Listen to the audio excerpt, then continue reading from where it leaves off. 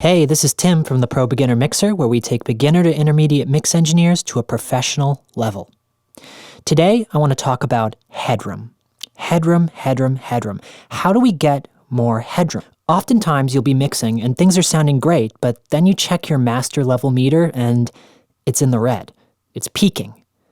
Now, in the old school analog days, clipping would often result in actually a pleasing sound, but peaking in a digital audio world is not good. It causes distortion, and once your level is hitting past 0 decibels on the meter, the audio is actually getting clipped and chopped off. So what can we do about this? Well, there are 3 different tips or steps you can take to improve your headroom today. The first is simple and maybe obvious, but levels. Oftentimes, we set our levels too hot, and actually our plugins sound their best when our audio is hitting them at about negative 18 decibels. So I use a free plugin by TB Pro Audio called a VU meter. So the way I use this is I set it on my mix bus, and as I'm setting audio levels, I watch this needle and never let the audio go above negative 3 decibels. Now, because 0 decibels on a VU meter is different than 0 decibels on Logic's level meters, 0 decibels VU equals negative 18 on a Logic meter, making sure our levels are below or at negative 3 will give us a healthy amount of headroom to kick off our mix. So I'm going to hit play, and you can get an idea of where my mix is living level-wise.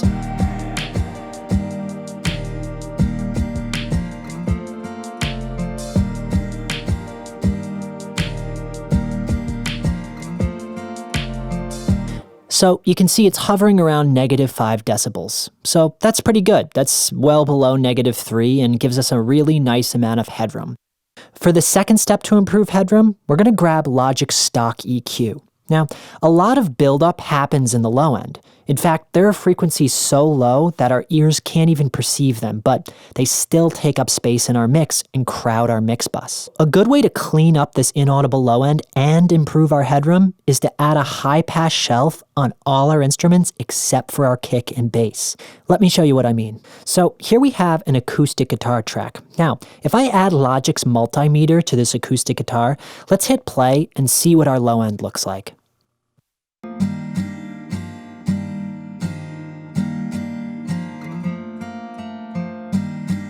So you can see down here, there's quite a buildup of lows. So I'm going to hit play, and I'm going to use the high pass filter to cut out some of those lows.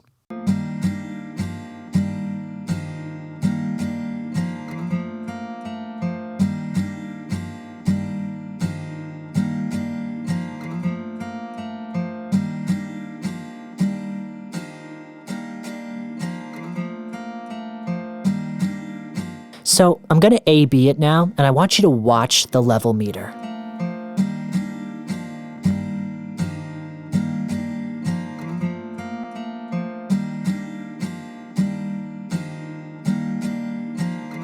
So you can see that our average volume is going down, which is great. We're still peaking at a similar area, but our average volume is going down, giving us more headroom. So there's no set frequency range to cut in the lows. Some people think 100 hertz is a good rule of thumb, but what I do is I generally drag the EQ node until I start to lose the essence of the guitar. Then I just dial it back until what I love about the guitar returns, and everything below I just leave out. And I add this high pass shelf to basically every instrument but my kick and my bass.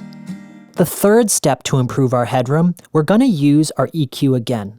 Logic's EQ is actually really cool and super versatile. One of the coolest features of this EQ is the mid-side processing function that we can utilize. So there are 3 sections in our audio spectrum. There's left, right, and middle. Most of our low end, bass, and kick lives up the middle, but our left and our right, or our sides, we generally want to keep clear of low end. So mid-side processing allows us to clean up low-end buildup in our sides only, but retains the low-end in the middle. So if I need some extra headroom on my mix, oftentimes I'll add this EQ to my master channel, select sides only, and begin dialing back our high-pass shelf.